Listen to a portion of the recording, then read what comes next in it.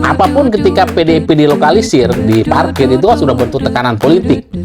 Ya, makanya ketika proses kemudian mau mengajukan Pramono Rano Karno, kemudian sebelumnya ada Anies Rano Karno, Ahok Rano Karno, tentu tekanan-tekanan politiknya pasti ada. Orangnya Mega, tapi juga dekat dengan Jokowi, tapi ada Sidul, Betawi banget.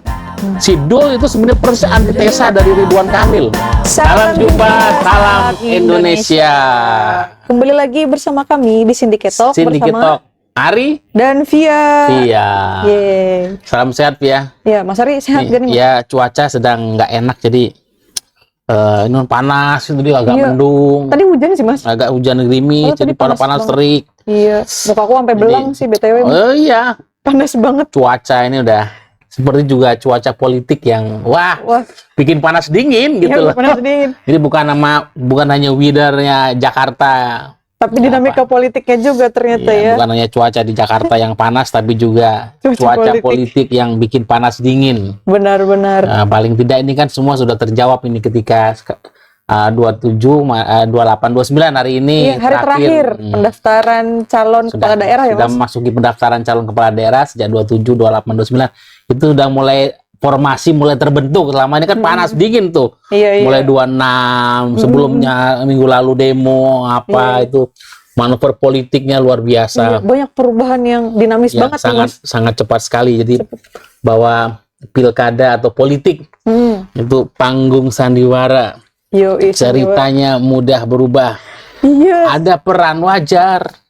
Ada peran berpura-pura. Itu lagu apa? Itu lagu panggung sandiwara. Coba lihat panggung sandiwara. Dunia ini panggung sandiwara. Saya ganti politik ini panggung sandiwara. Ini pilkada ini makanya drama politik sekitar pilkada itu lebih seru karena aktornya kan banyak. Iya di seluruh Indonesia. Melibatkan 508 kabupaten kota dan 37 provinsi. 38. Oh iya kan kecuali dari Yogyakarta. Iya. Lu mau pilih Jogja dipilih, non Jogja enggak 37. 37 provinsi dan 508 kabupaten kota. Jadi memang tersebar titik kontestasinya, dan memang kemudian aktor-aktor jadi lebih banyak, pertarungannya menjadi lebih kelihatan lebih seru. Kalau Pilpres itu kan cenderung terpusat soal sosok yang kemudian secara nasional. Pertarungannya juga sengit, tetapi kan ya ketika sudah terbentuk itu lebih konfigurasinya kan lebih elitnya lebih kelihatan lebih jelas gitu ya Mas, lebih lingkarnya tuh lebih kecil gitu di pusat. Kalau ini kan di berbagai tempat, tapi jadi seru sekali. Iya. Tapi dari pilkada ini Mas, kayaknya tuh yang akan seksi dibahas kali ini adalah wilayah yang besar gitu loh, kekuatan ekonomi dan segala macam gitu. Salah satunya kayak di Jakarta. Magnet politiknya besar Jakarta apapun ini walaupun sebentar lagi tidak menjadi ibu kota, tapi tergantung kepresnya keluarnya kapan. Jadi ini adalah pilkada terakhir untuk Jakarta sebagai kota istimewa ya, sebagai kota. Nggak tahu sebenarnya sekarang ketika pilkada masih ibu kota negara kan, atau sudah statusnya atau sudah berubah? Belum terbit kepres untuk perpindahan ibu kota. Berarti masih ibu kota, masih ibu kota sejauh kepres kepindahan ibu kota ke IKN itu belum dikeluarkan. Iya, oke. Nah, ngomong-ngomong soal DKI ini Mas, Jakarta emang paling ramai, paling dramatis sekali cerita pilkada di Jakarta ini. Iya, dari yang awalnya kan sebelumnya kita pernah bahas tentang konfigurasi koalisi yang melibatkan Kim. Golkar waktu itu kan sempat galau ya mau memasukkan Ridwan Kamil atau tidak gitu di Jakarta. Ternyata sekarang terbukti nih kemarin tanggal 28 ya Mas. Itu akhirnya Kim plus Golkar juga di situ, Ridwan Kamil bersama Suswono yang didaftarkan kan. Terus yang kedua itu jadi Ridwan Kamil, Suswono dari Kim plus 12 partai politik ya. Iya, 12 partai politik, gemuk banget. Jadi ada 7 partai politik yang di Senayan plus 5 partai politik non parlemennya 5 ya. 12 partai politik di Kim plus, jadi nggak berubah ya. Kemarin kan sempat mau ketika aturan MK diadopsi menjadi PKPU, sesuai dengan aturan MK itu kan sempat ada perubahan konfigurasi di Iya, Jakarta. isunya gitu. Di daerah-daerah lain sih Banten sudah berubah. Di Jawa Barat udah berubah. Jawa Barat berubah segala macam. Nah, ya memang yang dipertahankan nampaknya soliditas Kim itu yang dijaga memang daerah-daerah prioritas. Iya, iya. Satu adalah Jakarta, Mm. dua adalah apa namanya Jawa Tengah, Jawa Tengah.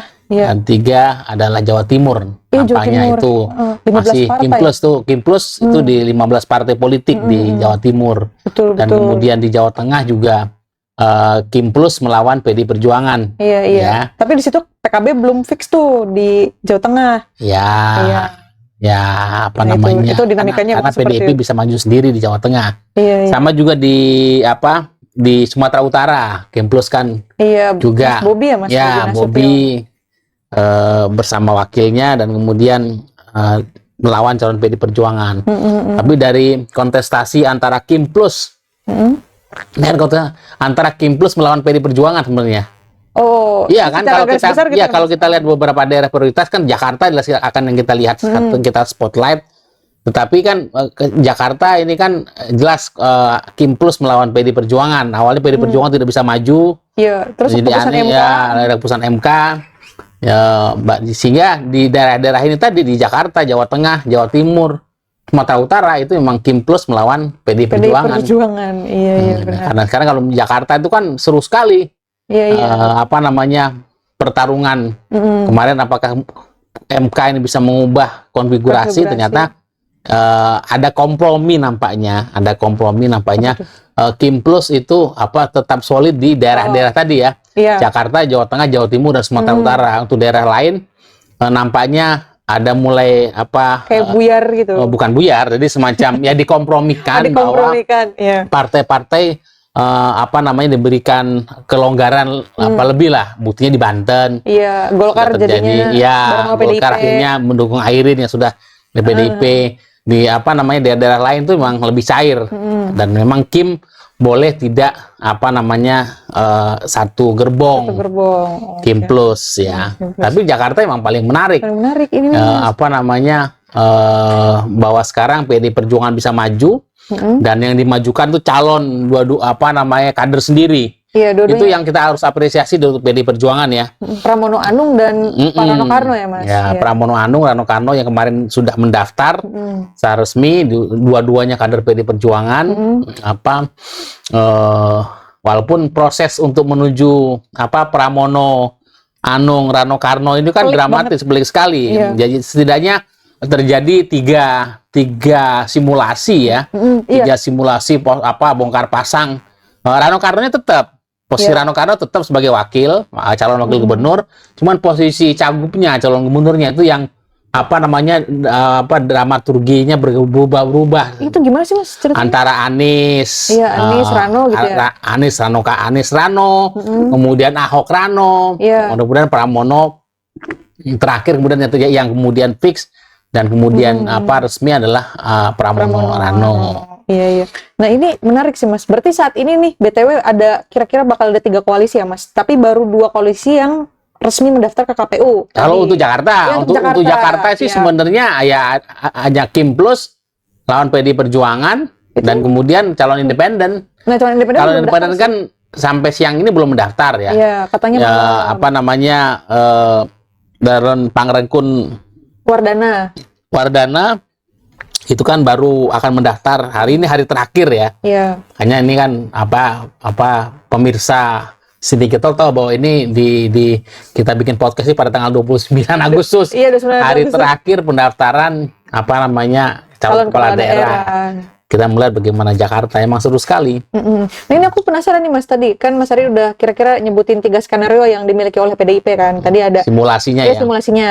Ada Mas Anies dengan Rano Karno, terus ada Ahok dan Rano Karno, terus yang ketiga itu ada Pramono dan Yang jadinya Rano, jadi pasangan jadinya itu. yang terakhir kan. Nah, ini tuh ada apa sih, Mas, sebenarnya tuh, Mas? Kan sebenarnya kalau misalnya dilihat tuh Anies ini kan sempat banget didorong kan, bahkan Iya, udah pernah datang. itu sehari sebelumnya tuh kemarin sehari sebelum menjelang pendaftaran itu kan yang menguat Itu ketika Bu Mega mau membacakan putusan itu di DPP itu kan itu menguat itu Anies Rano, bahkan sudah beredar foto Anies sama Rano Karno di kantor DPP. Anies sudah pamitan ibunya pakai batik baju merah segala macam. Iya, dikasih buku juga kan tentang sudah, pemikiran Soekarno. Sebelumnya jadi pada akhirnya kemudian kan Pramono Rano.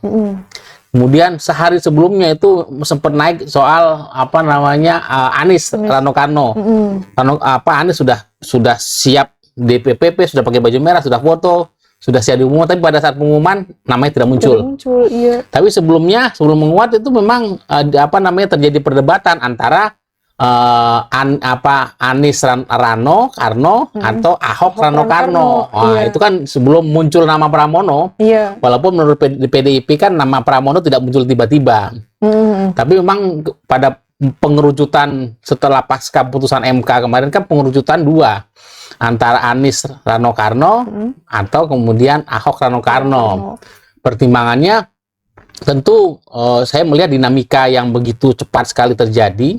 Itu ada 4 faktor yang memang kemudian bisa menjadi variabel konstruktifnya kenapa bisa kejadian begini. Yang pertama jelas faktor elektoral. Ya.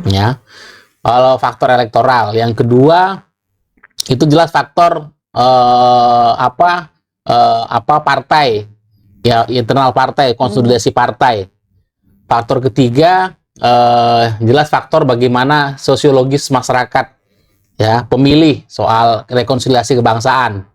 Karena pilkada terakhir 2017 soal politik identitas, polarisasi yang kemudian menjadi residu sampai hari ini tentu menjadi concern. Faktor sosiologis masyarakat, ya, pemilih.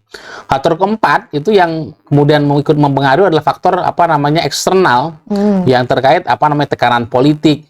Ya, tekanan politik, entah itu dari istana dengan kasus hukum apa segala macam, sifatnya tekanan politik yang kemudian membuat variabel yang kemudian menekan tekanan politik untuk PD Perjuangan, ya. Ya, saya pikir 4 itu. Ada 4 itu. Nah, BTW tadi yang elektoral dulu nih, Mas. Yang elektoral itu gimana tuh, Mas, maksudnya? Kan kalau Pramono kayaknya secara kalau faktor elektoral, kalau hanya menimbang faktor elektoral, ya sebenarnya nggak usah berpikir panjang, Anies Rano udah pasti menang. Kan Anies itu udah elektoral sudah tinggi, ya. Anies Rano Karno kalau bicara faktor elektoral udah pasti menang, ya kan? Tetapi buat PDIP kan hanya menimbang, ternyata tidak hanya menimbang faktor elektoral. Tapi ketika PDIP selalu mewacanakan kader partai, mengutamakan kader partai itu yang kemudian narasi soal narasi ideologi dan kader partai. Makanya sempat ketika Anies apakah perlu menjadi, sebenarnya ada semacam bujukan halus supaya masuk ke PDIP, di PDIP kan. Di PDIP kan. Airin pun sempat ada, sebutkan caranya halus sekali, maksudnya untuk supaya diharapkan karena PDIP ya mengutamakan kader, gitu kan. Itu untuk pendidikan politik, kaderisasi partai memang harus orientasi partai harus memang mengutamakan kader. Itu karena trauma sebelumnya juga nggak sih, Mas, yang sekarang nih? Ya memang ada trauma juga, ibaratnya yang kader saja bisa membelakangi, bisa berkhianat. Iya. Ya kan? Gimana yang bukan kader itu kan rasionalitas publik kan begitu kan? Yang kader saja ya 3 kader lah. Iya sih. Yang kader saja bisa meninggalkan, bisa membelakangi, bisa dilihat berkhianat kepada partai. Ya kan? Apalagi yang bukan kader. Tapi bisa juga dibalik. Ya kalau kader bisa berkhianat bukan berarti kemudian non kader kemudian bisa berkhianat. Bisa jadi malah justru setia malah menjadi kader di pada saat prosesnya. Jadi memang bukan suatu kesimpulan yang bisa ditarik secara linier. Tapi soal ada kader yang kemudian balik kanan dan meninggalkan partai berkhianat itu jadi traumatik sendiri buat PDIP. Makanya ada faktor yang kedua, soal konsolidasi internal partai dan konsolidasi partai dan konsolidasi pemilih konstituen PD Perjuangan. Jadi itu yang kedua. Kalau kita bicara hanya faktor elektoral saja, jelas Anies Rano Karno udah pasti menang. Iya sih, ya kan. Tetapi kan juga kita berpikir ini non kader, sementara Ahok itu kader. Kenapa bukan kader, bukan Ahok, tetapi Anies. Nah, makanya pilihannya adalah ada pertimbangan variabel soal konsolidasi partai dan pemilih konstituen partai. Tapi kalau konstituen partai itu Ya bisa kecewa kalau milih Anies. Oh. Ya, pasti kecewa. Banyak pemilih PDIP dan juga kader PDIP kecewa. Ahok apapun dalam lubuk hatinya ketika sudah diomongin Bu Mega pasti ada kekecewaan kok, bukan kader ya. Itu juga menjadi presiden buruk ketika kemudian rekomendasi pilihan partai Bu Mega bukan pada kader partai. Itu akan berpengaruh soal bagaimana soliditas konsolidasi jangka panjang untuk partai. Untuk pemilih partai, pemilih PD Perjuangan bisa kecewa. Walaupun sebenarnya kalau menimbang faktor sosiologis soal pembelahan itu, soal rekonsiliasi kebangsaan, sosiologis pemilih, ya sebenarnya dengan mengambil Anies berarti terjadi rekonsiliasi, bahwa kemudian pemilih yang kafir non kafir yang sebelumnya dikafirkan di 2017 itu kan begitu banal, bagaimana politik identitas itu dimobilisasi untuk kemenangan Anies saat itu. Ya ini bentuk satu perbuatan politik, pengakuan juga rekonsiliasi. Tapi rekonsiliasi di tingkat elit untuk kemudian dulu lawan politik, kemudian menjadi sekarang sekondan bagian dari partai yang didukung, ya belum tentu diterima oleh masa pemilih dan kemudian kader partai. Untuk konstituen belum tentu bisa diterima, untuk kemudian kader partai belum tentu. Tapi untuk masyarakat secara umum mungkin pesannya rekonsiliasi kebangsaan bagus itu diterima. Tapi kalau mengutamakan konsolidasi partai dan kemudian pemilih, ya memang Ahok. Ahok itu jelas, pemilih Ahok, pemilih PDIP jelas. Tapi kan itu kan juga sebuah exercise yang bisa jadi memori soal 2017 maka residu terjadi pengkristalan lagi. Mestinya kalau dengan Anies bisa cair. Makanya kalau menimbang soal bicara rekonsiliasi kebangsaan, ya oke, pilihan Anies. Tapi negatifnya bagaimana untuk konsolidasi partai dan pemilih. Tapi kalau untuk menimbang konsolidasi partai dan pemilih, ya milihnya Anies. Misalnya milihnya Ahok, milih Ahok. Karena pun ya pemilih PDIP, pemilih Ahok, Ahokers, dan pemilih PDIP itu ya frekuensi sama. Itu akan menguatkan konsolidasi. Tetapi kemudian akan lebih, tapi juga menguatkan kristalisasi soal residu-residu yang semestinya bisa dicairkan. Iya kan? Kalau mau mencairkan residu polarisasi itu ya dengan Anies supaya oke lah politik. Tetapi kan ada hal-hal yang kemudian untuk segmen pemilih ya bisa diterima kalau Anies, tapi juga nggak bisa diterima. Tapi kalau Ahok itu konsolidasi pemilih PDIP dan Ahok itu terjadi, tapi juga membuka ruang pada kristalisasi lagi. Iya sih. Tapi betul Mas, sebelumnya itu Anies kan sangat dieluk-elukan kan sama orang Jakarta gitu, sampai ada yang aksi bahkan memohon untuk agar Anies itu dicalonkan gitu. Kan sebelumnya sempat ramai tuh Mas di Jakarta tuh ke PKS mohon-mohon, terus kalaupun nggak ke PKS ke jalan gitu dia berharap Anies tuh diangkat gitu. Jadi Mas Anies ini kan figur yang ditinggalkan oleh partai-partai. Awalnya kan sudah didukung oleh PKS, Nasdem, PKB. Tapi akhirnya 3 partai ini balik kanan masuk ke Kim. Kim semua. Ya sebenarnya 3 partai ini yang ditinggalkan. Tapi kemudian akhirnya PDIP senasib dengan Anies, sama-sama tidak bisa maju di kontestasi Pilkada Jakarta sebelum putusan MK. Ya kan? PDIP tinggal sendiri karena Kim plus 12 partai politik ada di sana. Anies kehilangan partai politik karena ketika 3 partai PKS, Nasdem dan PKB sudah balik kanan. Sebenarnya senasib. Nah, itu senasib ini kemudian bagaimana sebenarnya bisa nggak dipertemukan senasib sepenanggungan ini orang yang terbuang atau disisihkan dari kontestasi. Itu juga menjadi variabel ketika publik bersuara aspirasi minta Mas Anies karena survei dia tinggi. Pilpres dia juga relatif bersaing dengan hanya beda 0, ya 0, berapa persen ya, hanya beda angka desimalnya saja dengan Prabowo di Jakarta untuk Pilpres. Jadi memang punya magnet elektoral yang kuat.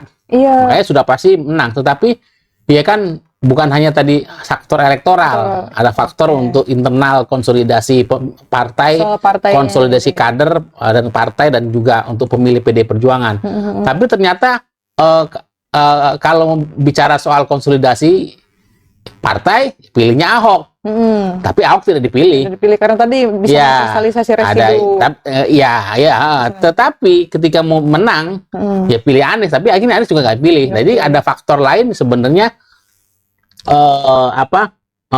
faktor yang kemudian selain elektoral, kemudian konsolidasi partai, ada partai sosiologis, persoalan sosiologis pemilih ya, soal trauma, pembelahan segala macam, residu sara. Faktor keempat itu adalah tekanan-tekanan politik yang kemudian terjadi. Itu yang kemudian saya menyebabkan variabel pertama, kedua, dan ketiga itu kalau tidak ada variabel keempat, sebenarnya kan pilihannya tinggal memilih Ahok atau Anies saja untuk menjadi cagup. Tetapi kenapa kemudian? Karena ada faktor keempat, variabel keempat, soal ada tekanan politik. Tekanan politik, apapun ini kan pertarungan antara Kim Plus melawan PD Perjuangan. Kim Plus itu belakangnya itu adalah Jokowi Prabowo melawan Megawati sebenarnya figur. Nah sebenarnya kalau bicara pilkada Jakarta ini pertarungan antara Jokowi melawan Megawati, atau pertarungan Prabowo melawan Megawati, atau sebenarnya pertarungan Prabowo dan Jokowi melawan Megawati, atau sebenarnya pertarungan Prabowo dan Jokowi. Nah ini kan sebenarnya tarik menariknya di mana? Ya, jadi memang orang melihat sebenarnya, tetapi di pilkada ini sebenarnya kalau kita lihat Prabowo relatif paling tidak yang terbaca di publik, di media itu relatif diam ya. Nggak banyak kelihatannya nggak banyak manuver gitu. Tidak banyak manuver, statementnya juga sebenarnya walaupun Prabowo tidak berkomentar soal memberikan simpati kepada demonstrasi mahasiswa yang kemudian ingin mengawal putusan MK kemarin, tetapi paling tidak ada banyak pidato-pidato Pak Prabowo yang kemudian dibaca bahwa ini bagian dari publik membaca itu ada semacam keretakan, ada kemudian faktor kedekatan Jokowi dan Prabowo mulai merenggang. Lalu kemudian gagalnya MK itu gagalnya revisi undang-undang pilkada. Itu kemudian pengaruh magnet Jokowi itu meredup ya, mulai melemah. Makanya sebenarnya kan ini pertarungan antara Kim Plus melawan PD Perjuangan, dan PD Perjuangan apapun Mega. Dan nampaknya, tetapi saya melihat lebih pada dominannya faktor sebenarnya pertarungan antara Jokowi dan Mega. Sebenarnya itu kelanjutan dari Pilpres. Karena saya melihat kan pilkada ini kan ada beberapa klaster yang pernah saya utarakan. Klaster pertama ada klaster yang merah, itu adalah klaster prioritas.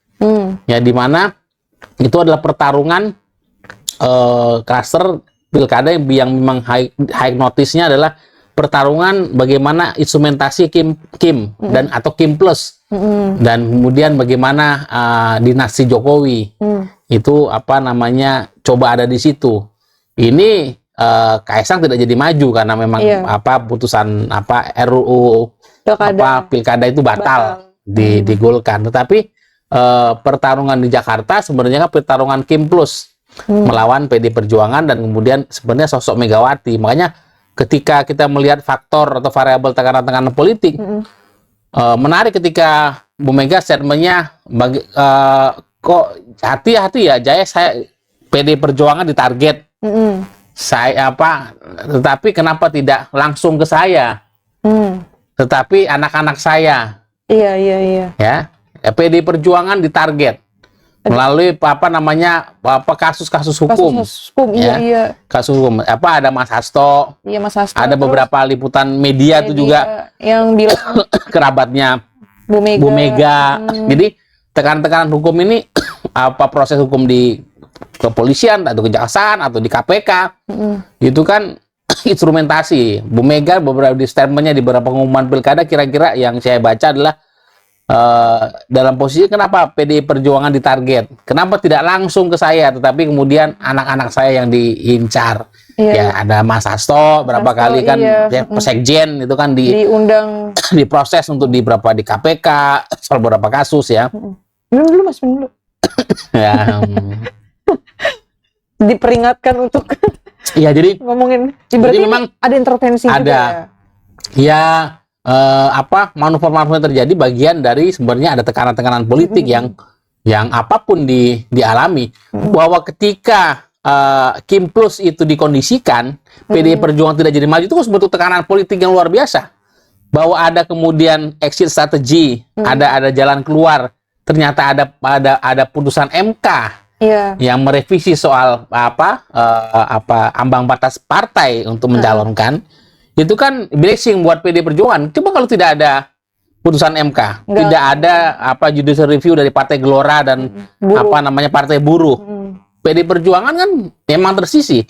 Ini kan sebenarnya pertarungan antara buat saya lebih melihat pertarungan mana antara 3 orang, Jokowi, Prabowo, Megawati. Lebih pertarungan lanjutan pasca Pilpres antara Jokowi melawan Megawati sebenarnya. Buktinya ketika pada titik tertentu memang PDIP itu dipojokkan, dilokalisir, tidak bisa maju. Ya kan? Itu kan kemarin ya partai yang dipojokkan, dilokalisir, nggak diparkir, nggak bisa maju PDI Perjuangan. Figur tokoh yang dilokalisir, dipojokkan, nggak bisa maju Anies Baswedan. Iya. Ya, tapi kemudian cerita menjadi berubah ketika ada blessing in disguise dengan putusan MK. Tetapi segera dilawan dengan revisi undang-undang pilkada. Itu kan jelas sekali, itu bukan peristiwa yang jadi agak naif ketika Pak Jokowi mengatakan, ya saya juga terima kasih kepada DPR yang responnya begitu cepat untuk membatalkan yang melakukan revisi undang-undang pilkada begitu cepat. Itu kayak ngedorong. Ya itu seakan-akan itu naif, seakan-akan alih-alih semacamnya ya seperti cuci tangan, tapi sebenarnya publik cerdas melihat bahwa tidak mungkin terjadi revisi undang-undang pilkada yang begitu cepat, hanya beda hitungan jam. 7 jam doang ya. Nah, enggak, itu dari ketika dikeluarkannya putusan MK yang soal ambang batas dan soal usia calon kepala daerah itu nggak nyampe 1 hari, itu sore siang ini putuskan, besok pagi sudah sidang. Jadi belum kurang dari 24 jam sudah ada sidang balik untuk untuk menganulir putusan MK. Ya kan? Dan kemudian ini sidangnya hanya cepat 7 jam. Proses sidangnya cepat. Jadi reaksinya cepat, kurang dari 24 jam, sidangnya cepat, tapi kemudian ada demonstrasi besar-besaran.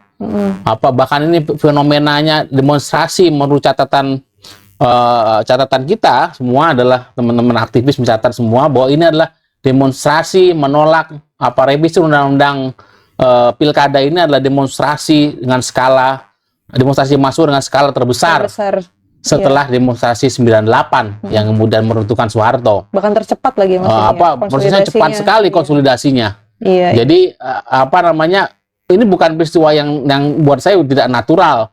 Makanya ketika ada tangan-tangan kekuasaan yang bermain di balik revisi undang-undang pilkada itu publik merespon dengan marah. Tapi kalau tidak ada peristiwa revisi putusan MK, lalu respon cepat dengan invisible hand, tangan-tangan kekuasaan dengan revisi undang-undang pilkada, lalu respon kemarahan masyarakat yang sudah terakumulasi dengan demonstrasi besar, itu menggagalkan persekongkolan jahat yang menggunakan DPR untuk merevisi undang-undang pilkada untuk menganulir putusan MK. Itu kan peluang PDIP udah mati kartu, Anies sudah mati kartu, tapi ini kan blessing, blessing dari blessing in chaos. Ada blessing nih, sehingga akhirnya kartu PDIP hidup lagi, tidak perlu 20% persyaratan, kartu Anies mau hidup lagi. Ini kan apapun ketika PDIP dilokalisir, diparkir, itu kan sudah bentuk tekanan politik. Makanya ketika proses kemudian mau mengajukan Pramono Rano Karno, kemudian sebelumnya ada Anies Rano Karno, Ahok Rano Karno, tentu tekanan-tekanan politiknya pasti ada. Iya, Ya. iya. Tapi manuver-manuver politik, karena kan dari awal kita sudah paham bahwa infonya, isunya ada dari spekulasi bahwa istana tidak ingin Anies ini maju. Maju, iya. Ya kan? Istana Kelihatan. tidak ingin Anies ini maju. Makanya 3 partai sudah dikondisikan gimana supaya balik kanan. Wah, kartunya hidup lagi lewat PD Perjuangan. Nah, pasti PD Perjuangan pasti diolah nih. Iya. PD Perjuangan Diintervensi ya, Mas? pasti diolah, diintervensi, dikondisikan. Dicawe-cawe Ya, supaya tidak Anies. supaya tidak Anies. Kalau sudah Anies, gagal semua nih rencana. Iya, iya. Iya. Mana sebelumnya kan? Tapi juga menghidupkan kartu Anies. Iya, iya, iya. Nah, maka kalau Anies maju kan, ya dari awal istana tidak ingin menginginkan Anies. Maka sebenarnya ketika Ridwan Kamil dimasukkan ke Jakarta dari Bandung, sarannya cuma satu, Anies jangan maju. Kalau enggak kan sama aja, ya peluangnya RK Semakin ketika memasukkan RK ya, masukkan RK dari Bandung, dari Jawa Barat ke Jakarta, ya kondisinya harus dibikin supaya Anies gagal maju. Iya, iya. Caranya Anies gagal maju, 3 partai itu gimana masuk ke Kim, jadi Kim Plus itu. Iya sih. Oke, Kim Plus udah jadi 3 nih. partai sudah balik kanan. Nah, udah. Nah sekarang Harapannya kartu Anies hidup lagi. hidup lagi, Nah, pasti iya. kan ya nggak mungkin. Nah, sempat lagi diisukan kan kemarin kan ketika Kim Plus Jakarta mau bubar. Ya, Katanya ada isu PKB mau balik badan. PKB mau balik keadaan segala macam ya, pasti ada tekanan-tekanan politik. Iya. Jadi tekanan-tekanan politik, deal-deal politik, intervensi, bukan hanya dialami PD Perjuangan kemarin. Ini dalam politik semua partai. Semua partai. Pasti Golkar, kemudian PKB yang membina, Nasdem juga berpikir lah. Ibaratnya paling gampang kan Nasdem, ya paling PKS. PKS kalau balik kanan Anies saja. Atau PKB kan makanya seperti beredar hari ini kan PKB, ada partai buruh, flyer beredar tuh dari semalam tuh PKB, Iya. partai PKB sudah sign di KPU jadi nggak bisa. Nggak bisa menarik dukungan. Jadi ya? tekanan-tekanan politik yang dialami partai-partai politik yang di Kim Plus dipertahankan supaya tidak keluar dari gerbong Kim Plus. Nah, PD Perjuangan juga harus dikondisikan jangan sampai mencalonkan Anies. Di lewat tadi ya. Ya dengan semua cara, termasuk cara-cara bagaimana intervensi lewat kasus-kasus hukum. Iya. Karena banyak cerita-cerita yang beredar, info-info yang beredar, ada intervensi untuk mencegah supaya Anies jangan sampai maju. Iya. Nah, kalau Anies tidak maju, oke, sekarang Ahok. Tetapi kalau pilihannya pada Ahok, ya tadi kan Internal partai tadi. Persoalan partai ya boleh itu terselesaikan konsolidasi partai pemilih. Tapi kan itu bisa mengungkit lagi faktor sosiologis soal pembelahan di pemilih itu, dan belum tentu Ahok itu juga bisa mengerek elektoral dan bisa menghadapi Ridwan Kamil. Makanya ketika pilihan ekstrimnya kemarin pada 2 pilihan antara Anies Rano atau Ahok Rano, Ranonya tetap nih tinggal Anies atau Ahok, Nah, makanya ketika akhirnya ya dengan proses politik atau kontemplasinya Bu Mega dengan kebijaksanaan beliau akhirnya dipilih ya sudah tidak Anies dan tidak Ahok, akhirnya Pramono. Tapi BTW ini sebenarnya yang dinamika kencang seperti itu di Jakarta tuh kayak win-winnya dari kebuyaran Kim di wilayah lain nggak sih, Mas? Misalnya nih, si Kim Plus ini udah solid banget nih di Jakarta, sudah mau pasti pilih si RK dan Suswono. Tapi kayak di Banten, terus yang akhirnya ada Kim yang nggak sejalan dengan Kim yang utama, terus kayak di Jawa Tengah ya? Iya. Itu tuh kayak semacam masing-masing internal di Kimnya itu berusaha untuk mengamankan kekuasaannya masing-masing gitu. Karena udah akhirnya kan Jakarta. Ini kan makanya kan ini kan intervensi kekuasaan untuk mengkondisikan bahwa Kim solid. Itu kan idealnya target utamanya kan Kim solid. Iya. Di semua daerah. Target kenapa? Kalau secara polisi kan bagaimana konsolidasi kekuasaan dari koalisi di pusat sama koalisi di provinsi, kabupaten kota sama. Jadi koalisi di level nasional, koalisi di level partai-partai pengusung dan pemenang, pemimpin daerah dan pemimpin nasional di pusat, di daerah dan di kabupaten kota itu sama. Itu desain idealnya, maka dikondisikan. Tetapi realitasnya, kalau realitasnya kan politik itu sangat bersifat lokal. Dinamika politik sangat kekasan politik, kekuatan politik, demografi, sumber daya politik itu sangat lokal. Nggak bisa dipaksakan begitu. Akhirnya pemaksaan itu akhirnya mencoba realistis untuk daerah-daerah prioritas saja. Iya, kayak Golkar kan misalnya untuk daerah-daerah prioritas udah pasti kan bakal menang. Makanya gitu, buktinya kan ketika di Banten kan tadinya mendukung calon yang didukung oleh Gerindra. Iya. Ya kan? Dia juga nggak mau kehilangan kan udah kehilangan yang di Jakarta nih. Iya, udah kehilangan yang di Jawa Barat. Sudah mengalah di Jawa Barat. Jawa Barat tuh akhirnya kan Deddy Mulyadi kan kader Gerindra nih. Iya, Gerindra. Tapi pindah ke Jawa Barat. Jangan sampai kan kehilangan air, apalagi air hampir pakai baju merah. Iya. Makanya realitas politik demografi, sumber daya politik itu berbeda tiap daerah. Akhirnya Kim menyadari ini bisa jadi bara dalam sekam ketika terlalu dipaksakan. Iya.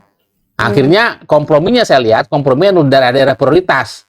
Jakarta, Jawa Tengah, Jawa Timur, dan kemudian Sumatera Utara. Iya. Nah, itu yang saya lihat itu kemudian Yang kemudian dikuncinya adalah Kim Plus gerbongnya solid untuk daerah prioritas. Jadi kita daerah-daerah lain saya kurang kita karena spotlight kita terbatas ya. Saya pikir itu akan lebih cair seperti di Banten, seperti Jawa Barat. Di Jawa Barat ini nampaknya akan lebih cair, akan dibuka ruangnya. Tetapi kalau kita lihat justru ketika justru ketika calon dari Gerindra kan di Jawa Barat kan sebenarnya yang dijago calon Gerindra. Iya. Di Banten awalnya dijago calon Gerindra. Saya ini ada relasi hubungan nggak? Ada sebab akibat. Ketika itu adalah kader Gerindra dicalonkan, justru Kim ini lebih bisa bercair. Oh, iya. Dan statementnya Pak Prabowo kan sebenarnya kalau antara statement dan kemudian tindakan politiknya sama, Pak Prabowo di statementnya saya tidak pernah menghalangi, tidak pernah mendorong untuk memaksakan kader tertentu, partai tertentu untuk menjalankan koalisi. Kan statement Pak Prabowo. Jadi iya. Bahwa saya tidak pernah ini menentukan siapa, silakan partai berkoalisi sesuai dengan dinamikanya masing-masing. Saya tidak pernah mengkondisikan memaksakan untuk partai satu dalam koalisi. Silakan partai punya kehendaknya untuk menjalin kerjasama politik dengan untuk dinamika di masing-masing daerah. Kira-kira begitu. Jadi apakah ini sebuah statement mengatakan bahwa Pak Jokowi ini lebih karena invisible hand itu adalah bukan aktornya itu adalah Raja Jawa? Raja Jawa, iya. Bukan Raja Hambalang. Iya. Bisa. Atau Raja Hambalang ini mau coba cuci tangan. Iya bisa jadi. Atau memang saya nggak ikut-ikut. Nah, tapi kita lihat fakta politiknya adalah di Jawa Barat lebih cair. Iya. Padahal itu karena orang tidak dipaksa untuk mendukung Deddy Mulyadi. Padahal awalnya Deddy Mulyadi harus dukung Plus dong. Iya. Harusnya Kim Plus dong. Iya. Di Banten juga sebenarnya calonnya awalnya kan Golkar segala macam harus juga calon Gerindra. Andra Soni Dimyati. Dimyati sama Andre Soni ya. Itu calonnya Gerindra. Tetapi akhirnya Golkar bisa. Ini kan menarik untuk melihat ada dua case di Jawa Barat dan Banten ketika itu calonnya atau kadernya Gerindra. Itu Kim cenderung cair. Ini kan antara kompromi politik atau kalau saya Pak Prabowo, saya nggak pernah memaksakan, saya tidak pernah mengkondisikan, saya pernah silahkan partai-partai punya opsi politik masing-masing untuk melakukan kerjasama politik dengan partai manapun. Ini kan menarik, ada statement-statement Pak Prabowo belakangan itu kan seperti tidak inline lagi dengan Pak Jokowi. Iya. Soal koalisi, saya nggak pernah memaksakan soal isu haus kekuasaan, ada pembina haus kekuasaan. Soal haus kekuasaan ini orang menebak. Ini yang disasarannya siapa ya?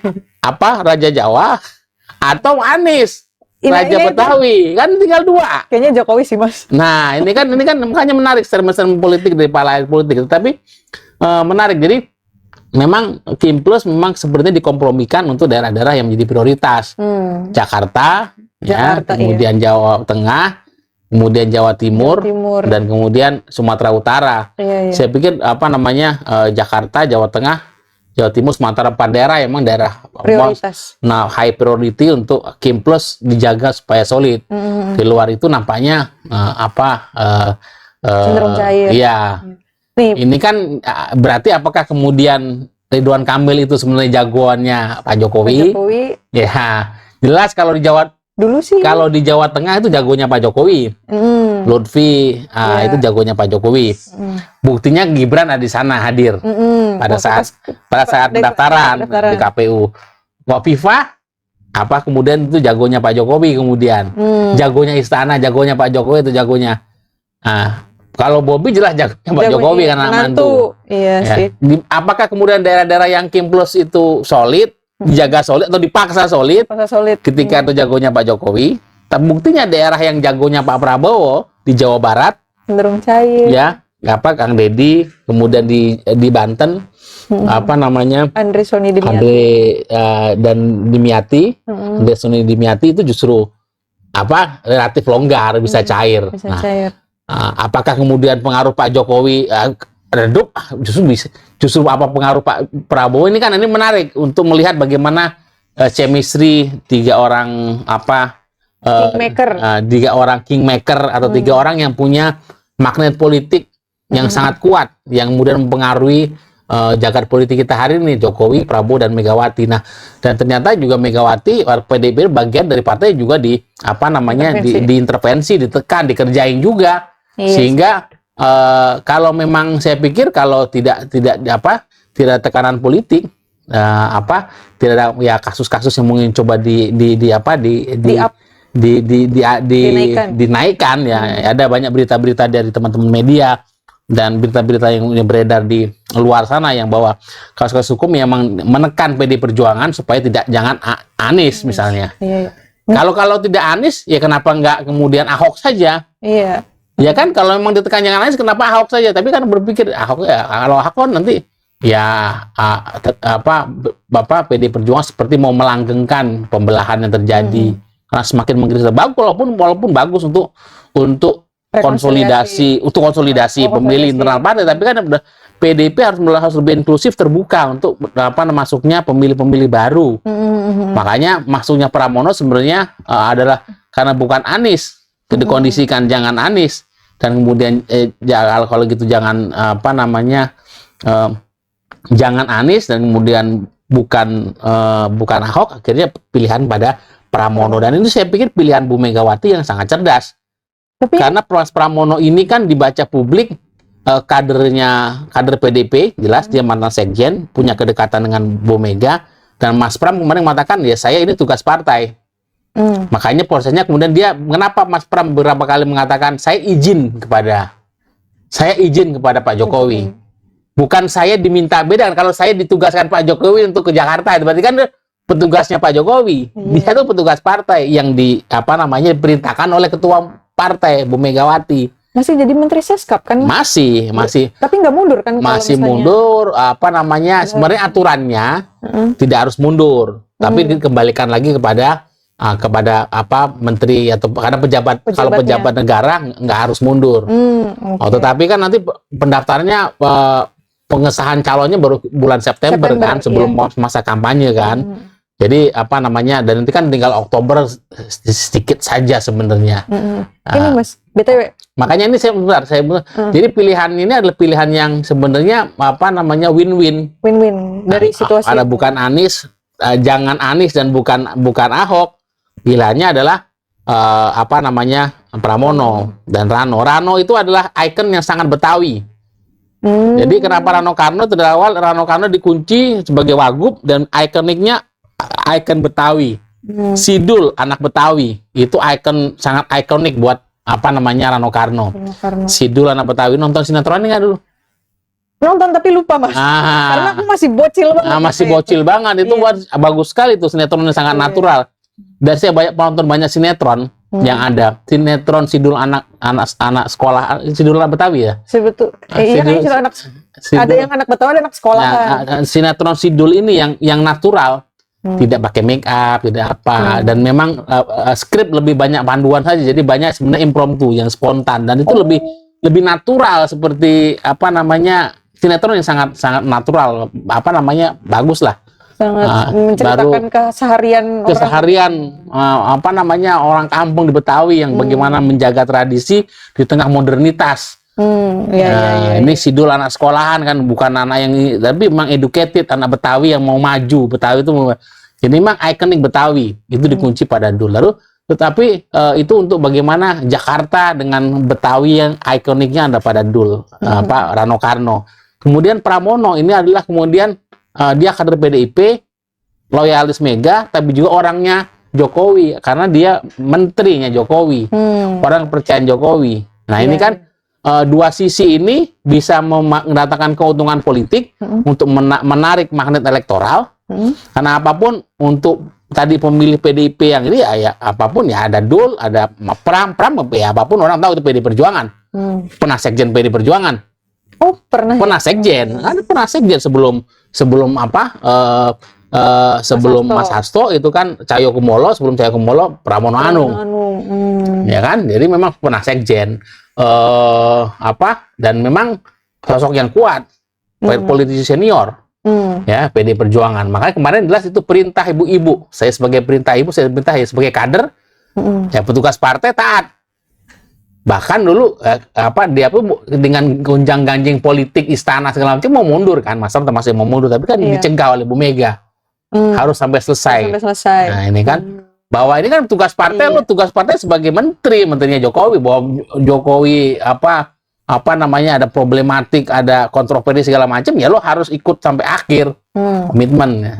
Tapi ketika tugas partai lo harus Mas Pram sebagai calon gubernur harus maju.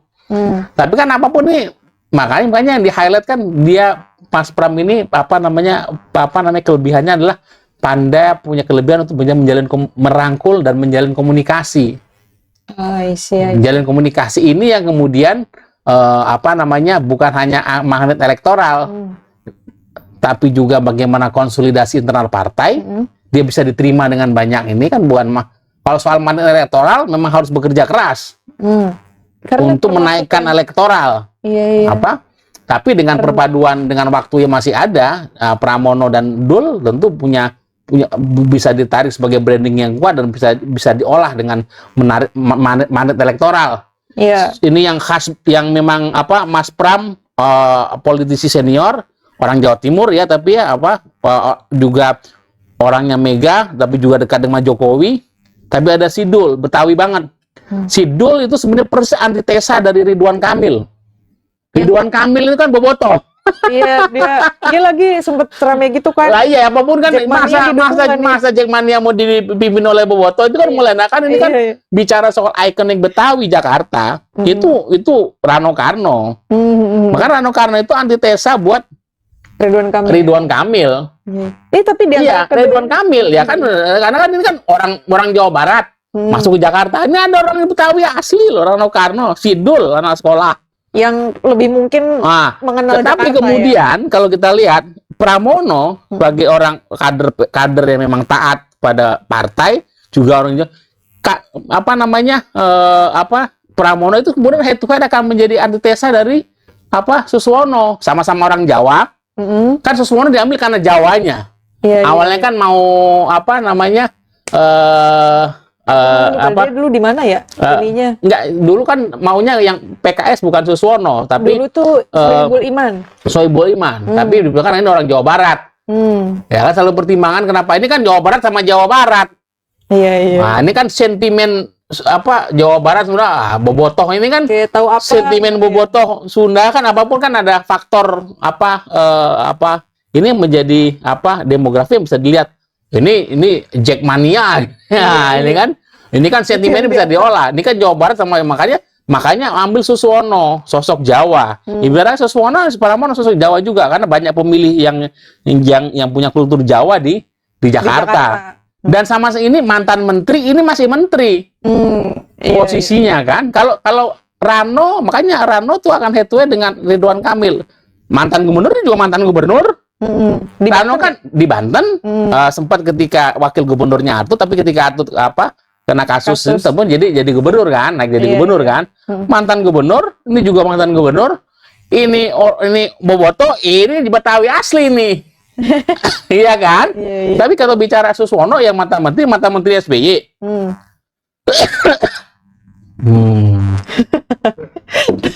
Mas Ari sangat bersemangat. Ya, ini juga menteri, ini masih menteri, orang Jawa juga. Jadi sentimen Sunda, Jawa, Betawi itu juga apapun menjadi, makanya menarik bahwa saya optimis bahwa kalau diolah dengan baik, Pramono Rano itu bisa compete dengan RK Suswono. Tapi kira-kira siapa yang menang ya Mas? Karena ada faktor Mega, faktor Jokowi, faktor Prabowo. Oh, dari di komposisi ya? ini. Oh. Kalau bicara Kim Plus itu kan faktor Jokowi, faktor Prabowo.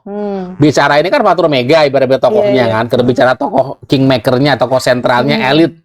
Kalau the Lord-nya, bicara the Lord-nya kan. Nah, tetapi pada posisi Ridwan Kamil Suswono itu kan hanya faktor Jokowi dan faktor Prabowo. Tetapi di Pramono Rano ini kan ada faktor Jokowi dan faktor Mega. Udah setengah kamar masuk sini. Iya, 50-50 apapun pemilih Jokowi ya. Wah, yang masih loyal ya Jokower yang orang Betawi yang menarik mana antara RK Suswono sama ini kan segmen Jokower akan diambil oleh Pramono, segmen PDIP jelas akan diambil gitu karena dua-duanya kader segmen PDIP, segmen pemilih PDIP ya. PDIP nomor 2 loh di Jakarta. Iya, setelah PKS. Iya, setelah PKS. Kursi. Iya. Segmen pemilih PDIP jelas kuat ke Pramono Rano. Segmen pemilih segmen pemilih Jokower akan terbelah. Ya kan? Antara ke sini. Segmen pemilih Prabowo juga akan terbelah. Kalau kita melihat ini, jadi kan memang bijaknya adalah pilihan cerdasnya Bu Mega dengan Pramono bisa membelah breakthrough di antara koalisi Kim, di antara Prabowo, di antara koalisi partai-partai Kim, 12 partai politik dan breakthrough antara figuritasnya ketokohan magnet tokoh dari Prabowo dan Jokowi. Tapi itu dengan catatan kalau si timnya RK dan Suswono tidak curang ya Mas. Kalau maksudnya kemarin ada presiden kan soal tadi bagaimana replikasi Pilpres di Pileg. Nah, itu juga karena Pramono apapun masih menterinya Pak Jokowi. Dia orang istana. Sesnek itu kan mengkoordinir para menteri segala macam. Dia tahu gerak-gerik. Itu juga fungsi kontrol supaya pelibatan aparat, bansos, money politik, potensi-potensi kecurangan yang TSM, kemarin kan di Pidato Mega juga disebut, bagaimana kecurangan pemilu yang terstruktur, sistematis dan masif dengan melibatkan aparat, TNI, Polri, aparat desa, bantuan sosial, money politik yang masif. Nah, dengan adanya Mas Pram yang masih bagian dari istana, dia kan bisa melakukan fungsi kontrol. Tapi kalau dia tiba-tiba mundur kayak Pak Mahfud gimana Mas? Ya makanya, tetapi paling tidak dengan posisinya dia sebagai Mensesnek, tangan kanan Pak Jokowi untuk koordinasi menteri-menteri segala macam, dia bisa melakukan fungsi perimbangan supaya tidak terlalu ekstrim. Nah, ini kan bayangkan, makanya inilah sebenarnya posisi cerdas Bu Mega ketika mengambil Pak Pramono ya sebenarnya setengah Mega dan setengah Jokowi sebenarnya. Iya, dia kader partai, iya. Loyalis Mega, iya. Tapi dia menterinya Jokowi, dia orang Jokowi. Ini kan ibaratnya setengah Mega, setengah Jokowi.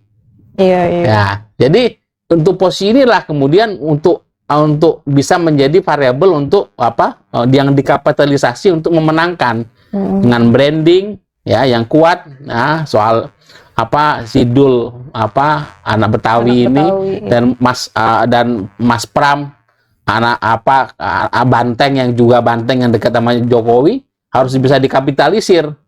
Tentu sekarang soal isu Jokowi, Mulyono segala macam yang lagi kuat, yang kontraproduktif itu harus juga bagaimana menghadapi itu. Tapi itu kan segmen kelas menengah yang educated, mahasiswa menengah. Tapi masyarakat Jakarta, masyarakat miskin kota yang terima bantuan segala macam, itu kan mereka yang masih punya magnet kepada Pak Jokowi. Nah, untuk menghadapi untuk bagaimana 4 variabel tadi, faktor elektoral, faktor soliditas partai, konsolidasi partai, sosiologi pemilih Jakarta, dan kemudian untuk mengimbangi tekanan-tekanan politik, termasuk potensi kecurangan, money politik segala macam. Makanya sosok Pramono Rano itu yang ideal sebagai win-win untuk sebagai breakthrough untuk menghadapi tadi 4 variabel yang mengkonstruksi pilkada DKI, pilkada Jakarta. Saya pikir itu pilihan cerdasnya Bu Mega ya. Tapi ini kalau yang satu lagi nih, calon perseorangan gimana nih, Mas? Ya, calon perseorangan itu nanti nggak buat saya nggak akan banyak berarti lah. Apalagi dia punya kasus soal pencatutan KTP itu, soal pidana itu pun nanti potensial. Jadi memang saya nggak terlalu mohon maaf ya, dengan segala hormatnya dengan calon perseorangan, tapi dengan prosesnya yang kemarin cacat hukum, potensi pencatutan itu adalah dengan segala hormat. Sebenarnya akhirnya kalaupun masuk ke dalam gelanggang pilkada Jakarta, dia hanya figuran saja. Karena Bapak juga dengan proses yang cacat hukum itu, dan memang itu menjadi catatan soal pencatutan itu kan sebenarnya memang kemarin diinstrumentasi menjadi calon boneka. Iya. Nah, itu kan saya pikir dengan proses begitu ya, jadi sebenarnya battlegroundnya, pertarungan politiknya di pertarungan elektoralnya ya tetap koalisi tadi antara Pramono Rano dan Rano Karno, Pramono Rano Karno sama Ridwan Kamil Suswono. Dan ini kan Pak Jokowi ya tadinya akhirnya hanya ada di posisi sebelah, mau nggak ya apapun ya itu menteri gua lah. Nah itu kan jadi itu sebenarnya bagian juga untuk meredupkan konsolidasi di soliditas di kubunya Kim dengan adanya Pramono. Ini sebuah pilihan politik yang membuat saya cerdas. Tapi sikap politik Megawati tetap berubah. Dia adalah tetap bagaimana sebenarnya posisinya adalah kritis kepada Jokowi, dan secara politik dirugikan karena apapun penggembosan partai segala macam dan itu dialami. Jadi kerugian politik, kejahatan politik dialami oleh PD Perjuangan. Itu kan yang dirasakan para kader-kader PD Perjuangan. Dari semua statement pidatonya Bu Mega mengafirmasi bahwa ada upaya sistematis untuk untuk menghancurkan, untuk mengerdilkan PD Perjuangan kan. Iya, aku tuh khawatirnya kalau seandainya si calon perseorangan ini nggak jadi maju, justru nanti si kekuasaan sekarang tuh sangat mencawe-cawe si ini Pramono dan Rano. Aku khawatirnya kayak gitu, Mas. Jadi nggak ada saya pikir calon boneka, tapi yang dikondisikan di dompleng tuh yang ini. Jadi akhirnya kan ketika dompleng malah jadi bagus. Jadi malah bisa namanya dompleng harus salah satu dong. Iya ini kan. Ya harus salah satu. Harusnya kan hegemonik ke Kim saja. Justru ini kan jadi terpecah karena breakthrough. Jadi memang kehadiran Pramono, Mas Pramono ini dengan Rano itu kan breakthrough, memecah ombak dari ombak elektoral yang akan disiapkan oleh Kim. Yang di belakangnya itu orkestrasinya oleh Pak Jokowi sebenarnya. Pak Prabowo itu nggak terlalu dominan. Atau katakanlah ini Prabowo dan Jokowi gitu loh. Jokowi dan Prabowo. Tapi dengan adanya Pram itu kan jadi akhirnya memecah konsentrasi dan soliditas dari ombak. Jadi memecah ombak nih kan. Memecah ombak yang sedang disiapkan untuk bagaimana menggulung untuk pilkada Jakarta. Tadi kan mau lawan kota kosong. Sekarang kan enggak, justru sekarang dengan hadirnya Pramono Rano Karno itu adalah kompetisi yang kuat, kompetisi yang luar biasa. Kalau dengan Bang Rekon itu pemilu dolanan lah, udah pasti menang. Ya pemilu dolanan lah. Itu apapun kota kosong itu calon boneka. Kalau dengan Pangrekun Wardana ini itu kan, tapi dengan adanya calon dari PD Perjuangan dan ini kader partai dengan pilihan Megawati yang dari simulasi-simulasi itu, ini akhirnya sampai pada pilihan yang tepat, terbaik, dan pilihan yang cerdas sebagai breakthrough dan kemudian pemecah ombak yang akan menggulung calon tunggal. Ini kan ombaknya kan awalnya ombak besarnya calon tunggal. Tapi dengan pilihan ini kan akhirnya ya kontestasinya betul-betul lebih berwarna lah, berwarna dan benar-benar fightful lah, benar-benar pertarungan yang sengit antara Ridwan Kamil Suswono melawan Pramono Rano Karno. Kita berharap betul-betul fight. dan saya pikir Bapak pemilih akan melihat, dan memang apapun, walaupun 12 partai politik di sana, saya pikir dengan komposisi, karena pilkada kan tidak lihat partainya. Pilkada itu kan sama dengan pilpres, lihat figur, Lihat orang tokohnya, kuat ya? orangnya, ketokohannya, kekuatan figurnya. Nah, sekarang bagaimana branding, kemudian menjual market ketokohan Pramono, Rano Karno dan Ridwan Kamil Suswono. Tadi kan saya uraikan latar belakangnya segala macam, soal etnisitas, soal apapun yang dalam bicara variabel demografi elektoral itu akan berpengaruh untuk menggerakkan sentimen pemilih gitu. Jadi pertarungannya akan sengit ini buat saya di Pilkada Jakarta. Kalau kemarin Anies ya udah pasti menang, dan itu justru nanti potensi TSM-nya kan lebih besar sekali. Gimana cara menggagalkan Anies saatnya. Kalau Anies Rano misalnya. Tapi dengan begini kan ibaratnya pertarungan jadi berimbang. Demokrasi elektoral menjadi berimbang. Pertarungan sangat sengit, berimbang. Walaupun sekarang Mas Pram tidak masuk dalam radar survei, tapi kita tahu lah survei kan memang nama siapa yang mau dimasukin. Iya. Yang survei jualan gitu. Iya, ya survei kan kenapa? Karena orang naif sekali. Kenapa nama Mas Pram tidak masuk ke dalam survei? Karena memang nama tidak dimasukkan. Untuk memasukkan nama itu ada duit, bos. Tapi di top of mind juga masuk gak sih? Iya, ya top of mind kan juga kalau itu juga ketika wawancara kan top of mind siapa? Kalau ini bagaimana, Bu? Gimana kita kan tahu wawancara. Iya. Ya ketika namanya Iya sih. Ya semuanya kan ada harganya, Bu. Iya kan, kenapa nama Mas Pram tidak masuk radar survei? Kan saya naif sekali kok ya. Saya ketawa saja kita yang ngerti bagaimana survei ya. Ya karena emang nama dia tidak pernah dihitung. Iya. Nah akhirnya karena nama dia tidak pernah dihitung, justru ini menjadi kuda hitam. Jadi potensi bisa, makanya ini breakthrough-nya di sini kekuatan justru Pramono. Walaupun PDIP menjelaskan ini bukan nama yang ujuk-ujuk tiba-tiba, tapi sudah dipertimbangkan. Iya. Nah, tapi kan juga tidak terbaca oleh lawan politik, tidak terbaca oleh survei, artinya memang namanya tidak dihitung. Nah, dalam sebuah kontestasi, dalam sebuah pertarungan atau kontestasi apapun, hati-hati dengan figur calon atau petarung yang tidak dihitung. Iya kan? Ibaratnya dia nggak dihitung nih, justru dia potensial. Padahal kan makanya sosok Pramono ini yang seakan-akan tiba-tiba muncul, dan ini ada pada posisi yang memang strategis, kader PD Perjuangan tapi ada di sampingnya Pak Jokowi.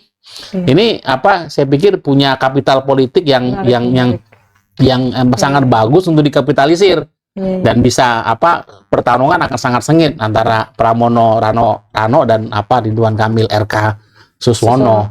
Dan publik jangan kecolongan. Sebelumnya ada presiden yang tadi Mas kecurangan. Jadi publik tuh seenggaknya ngawasin dengan calon yang berimbang, dengan posisi Mas Pram juga ada di dalam, ada semua. Jadi ibaratnya kan ini kan orangnya Pak Jokowi juga, buat kadernya Mega orangnya Pak Jokowi juga Pak Jokowi juga. Dan salah satu kepiawaian Pramono adalah tadi dia adalah tokoh yang sangat inklusif, cair, ya mirip seperti Taufik Kimas. Jadi kemampuan komunikasi ini sangat baik, maka diterima oleh tokoh partai politik manapun. Nah ini posisi Pramono Anung ini sangat strategis ketika dia memang bisa diterima, bisa menjalin komunikasi politik yang konstruktif dengan semua partai, semua tokoh yang mungkin berbeda. Ini juga menjadi bisa mencairkan kebekuan dan ketegangan politik yang selama ini terjadi dengan gaya komunikasi PD Perjuangan yang terkesan kaku.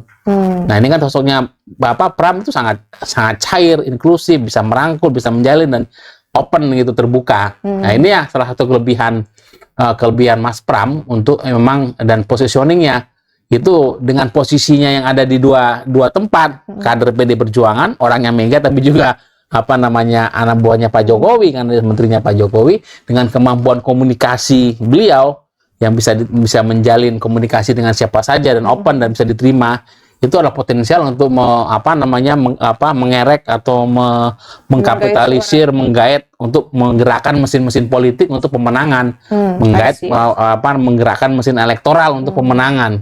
Oke. Itu saya pikir itu yang luar biasa, yang nggak terduga. Jadi ini bukan semacam persekongkolan Megawati dan Jokowi, bukan.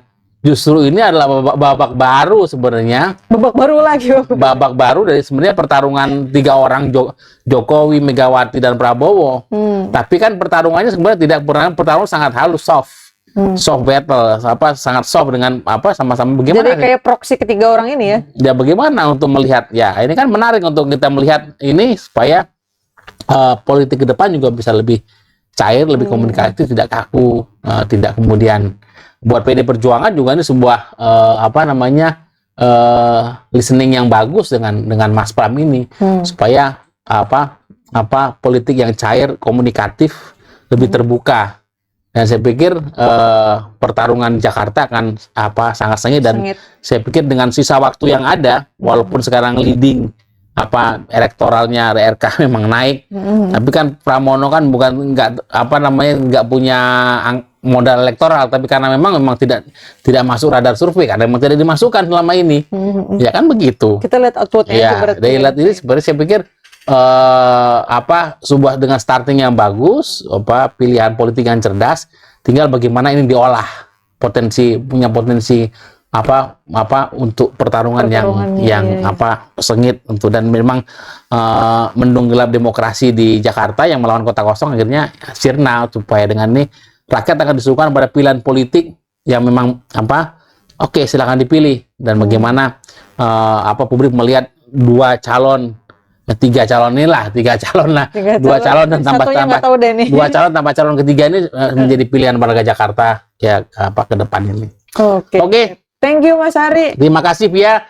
Terima kasih teman-teman semua pemirsa, semoga tidak bosan dengan dengan kami berdua, dialog kami. Kita kalau sudah sampai tengah-tengah tuh memang itu lagi seru-serunya. Sementara sebenarnya timernya kita sudah harus stop, tapi kan karena emang lagi seru-serunya, ya lebih baik kita cukupkan di sini sampai pada episode berikutnya bisa kita bikin bersambung lagi. Oke, siap. Terima kasih banyak Via dan teman-teman semua. Sampai jumpa di episode berikutnya. Sampai jumpa. Salam Indonesia.